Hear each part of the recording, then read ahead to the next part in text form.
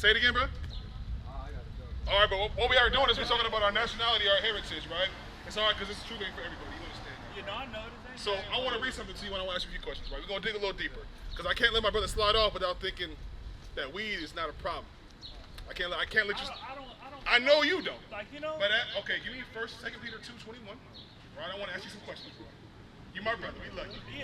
Yeah. All right. I don't smoke. I know you don't. I know you don't. Like all the scriptures y'all already brought that out to, you know. I know you don't. Like, you know, I hear you. Read that. Example. Chapter 2 and verse 21. For even hereunto were ye called. So you was called into this truth just like me, right? At some point in time, you didn't know you were an Israelite, right? You was living wicked as hell. Doing what? Tell me 3. You was dealing with multiple women? Yeah, you was dealing with women, right? Dealing with women. Was you gangbanging? I was getting money. You was getting money how? Selling dope? I was getting money. Let's just say Gotcha, that. okay. I don't want to, you know. I understand. You was getting money. What else? One more. Give me one more. You know. Give me one more.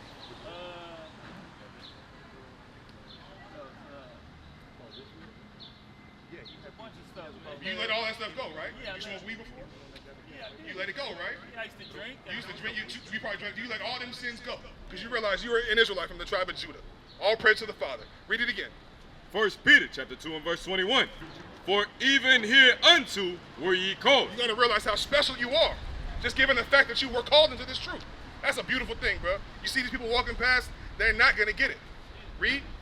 Because Christ also suffered. Because what? Christ also suffered for us, leaving us an example. What did he do? Leaving us an example. He did what? He left an example. So did he smoke weed?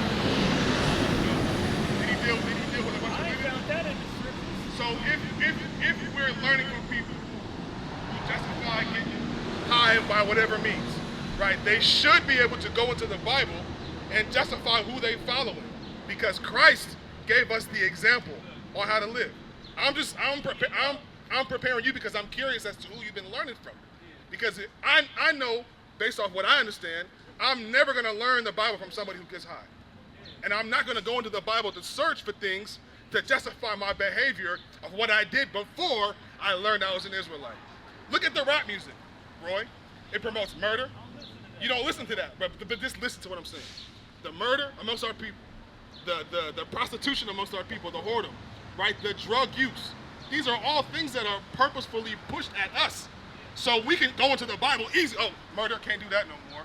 Prostitute, can't do that no more. Maybe weed's okay.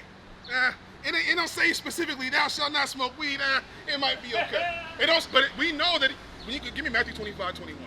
You got to understand, bro, you're going to face judgment one day. Your brothers are going to face judgment one day. So I want you to imagine your brother and you standing before the Father, being judged. What do you want to hear him say? Read that. Matthew chapter 25 and verse 21. Say, you know, good faith. His Lord said unto him, Read. Well done. What? Well done. Read. Thou good and faithful servant. Well done, good and faithful servant.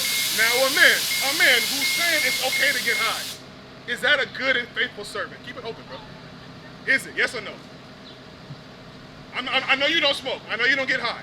But when somebody stands before the Lord and he's saying, well done, can that man have marijuana in his system for the intent of getting high? Read it again.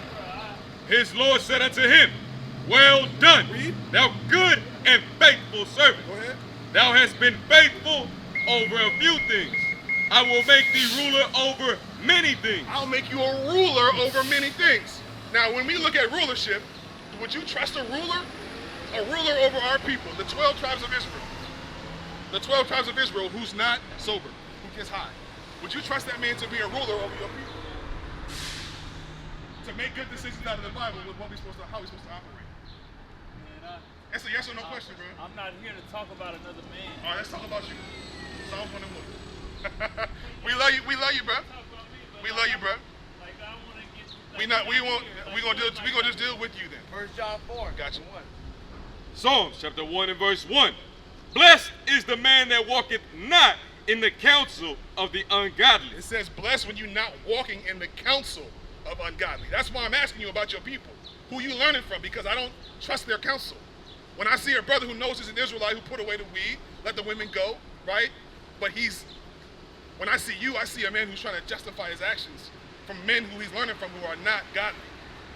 So when I'm talking about the people who you're learning from, your brothers and all that, I'm talking about you too. Read it again.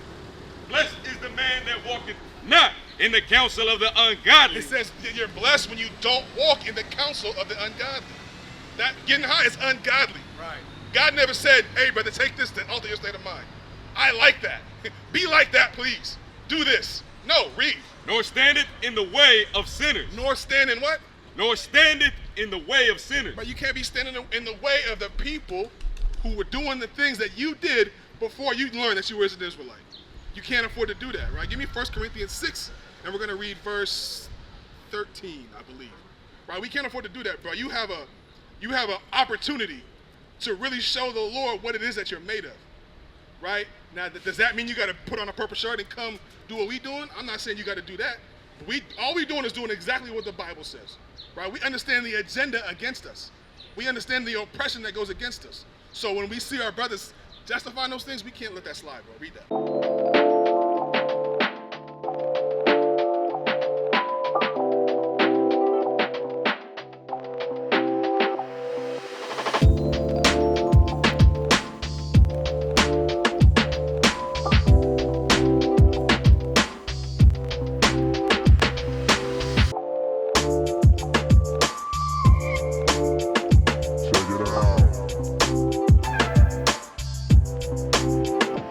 Chapter 6 and verse 12. Right?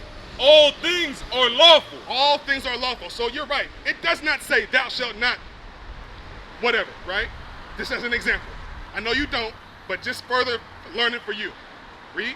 All things are lawful Read. unto me, but all things are not expedient. All things are not expedient, right? So when you got to be careful with who you're learning from.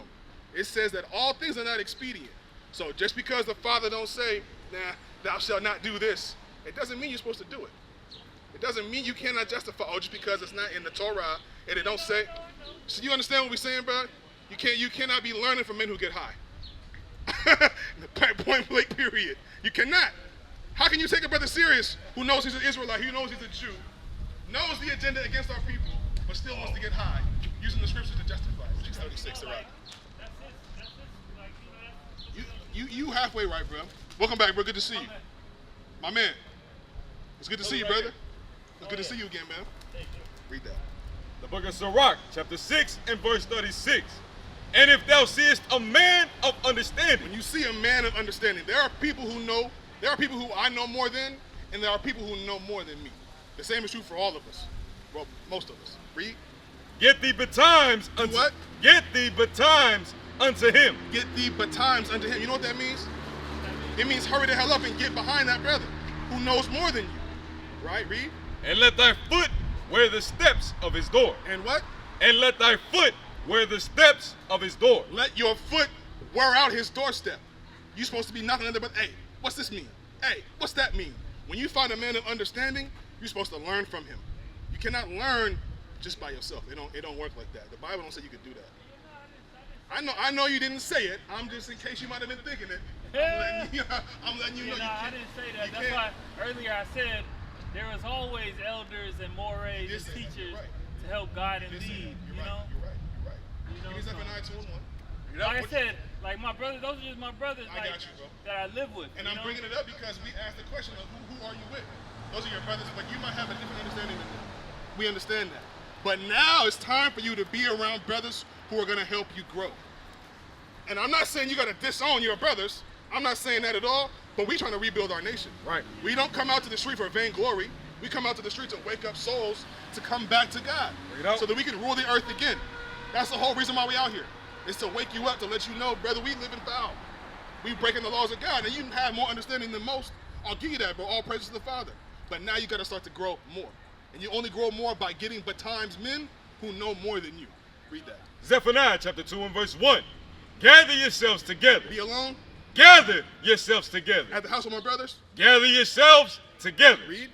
Yea, gather together, O nation. It's my family. O nation. My mom and them. O nation, not desired. We're a nation that's not desired.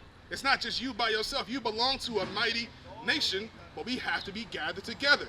So there won't be any confusion about how to keep the Feast of Weeks. There won't be any confusion about when the Sabbath day really is. There's going to be brothers to hold you accountable. Where in the hell are your fringes? Right? That's not acceptable, bro. We can't afford to find little excuses on I might not, you can't be alone. Because when a man is alone, Ecclesiastes 4:9.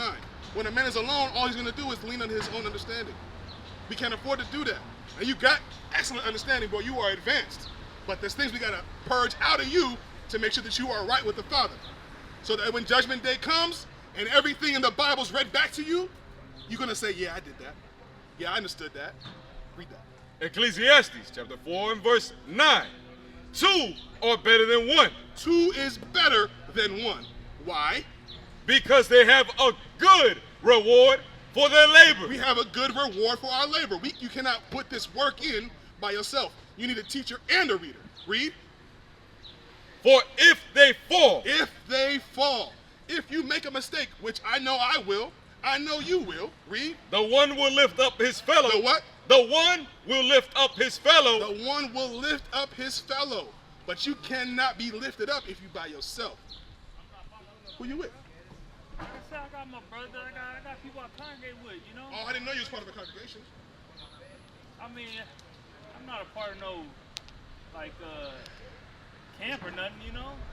You saying that the brothers, that the 3 brothers, or the 2 or 3 brothers, that's who you congregate with?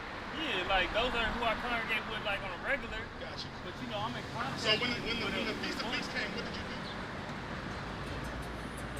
We had a feast. What about Passover? What y'all do? We had a feast. But we, you know, the wine, the bread, the unleavened bread, you know, we did all that. The bitter herbs. Right. You know, we did all that. What else? You ain't had no chicken, did y'all? On the Passover? Nah, Okay, bro, good. All man, praise. bro. All praise. Exactly No, how the Bible because, said you hey. should, bro. Like, bro, I got you. I'm just making sure because we said we're talking about you, so we gonna talk about you. All right, our brother's back. Tell me your name again. Charles. It's good to see you, Charles. Leviticus 21:5 for Charles. In case he forgot, right? Because I see you was here about 2 months ago. I remember you, my brother, right? And again, Roy, all we got to do is go into the scriptures to hold our people accountable to what they claim to believe in. So if I don't know what you believe, I got to ask questions. So don't be offended. Don't be defensive. Go ahead. Leviticus chapter 21 and verse 5. Read. They shall not make baldness upon their head. Hey, my man on the bike. My man. You hear what the Bible said? I love Jesus, bro. No, you don't. Read that again. They shall not make baldness upon their head. So we're not supposed to make your head bald. What's going on, Charles? That looks like a fresh shave this morning. Yeah, come on, bro. Read it again. They shall not make baldness upon their head. Neither shall they shave off the corner of their beard. Why you shave your head and beard off, Charles, when you know you're not supposed to do that? Bald spot? Say it again. So you have a bald spot, right? And then you shave your head to make it match? Is that what you're saying? Right? It's called male pattern baldness, right? You go bald in the front and you shave your head to make it match. Give me that in Leviticus 12. Is that Leviticus 12, right? 1340. 1340? Forehead bald? The Bible has solutions for our problems, right? You know you cannot do that. You know you can't do that, right? That you cannot shave your head. So the Bible gives us solutions on how to deal with it because you're going bald. So after this, you cannot make any excuses, all right? Leviticus chapter 13 and verse 40. Yeah, 32. And 13. And the man whose hair is falling off his head. The man whose hair is... Hey, my man, come in the front. Come on in front. Thank you, sir. I understand. You got it. Come on up. Read, take a look. Read it again. And the man whose hair is falling off his head. You know anybody whose hair falls off their forehead? Maybe your father, your grandfather, his hair starts to fall out, right? Read. He is bald. He is bald. You going bald, Charles. It is what it is. Read. Yet is he clean. Yet is he what? Yet is he clean. So just because your hair is falling out, but the Father, you're still clean. The problem that we make ourselves unclean is when you take a razor to make it match the rest of your head. Read on. Verse 41. And he that hath his hair fallen off from the part of his head toward his face, he is forehead bald. You're forehead bald. It's okay. It's brothers out here forehead bald still getting wives. It's not a bad thing. Read. Yet is he clean. Yet is he clean. Read. And if there be in a... So brother, stop shaving your head to make it match. That's a sin against God. You understand that? Let your hair grow. Go back to the law. Sir, how you doing? How you doing? I'm doing fine. You doing all right? When you take a look at great. when you take a look at that sign, what nationality do you see yourself as? Well, I'm a Mexican from Zacatecas. You know, Zacatecas. You know, bro? Hey, bro. You got a flyer, right? Yep. Follow us on YouTube, all that, right? Yeah. We're gonna read the law. What's your name? Robert Sanchez. Robert Sanchez. Mr. Sanchez, good to see you. We're gonna read the law for Mr. Charles real quick, and I want to deal with you, all right? All right. Leviticus chapter 21 and verse 5. They shall not make baldness upon their head. It says you cannot make your head bald. If you're already going bald, nothing you can do about that. But the Bible says not to make your head bald. Read. Neither shall they shave off the corner of their beard. Neither shall they shave off their beards. Now, we learn that in society to shave our beards off, to make men presentable, to get a good job, take your beard down. But you know when we take our beards off, what are we doing? We're postponing our hair growing back. We're postponing you, pissing off. You are angering the Father. Because God says for an Israelite man, which is what you are, not to shave his beard. What is a nation? Nation is family. Nation is community. Nation is men leading by example. Nation is women's support. Nation is children with role models. Nation is unity. Nation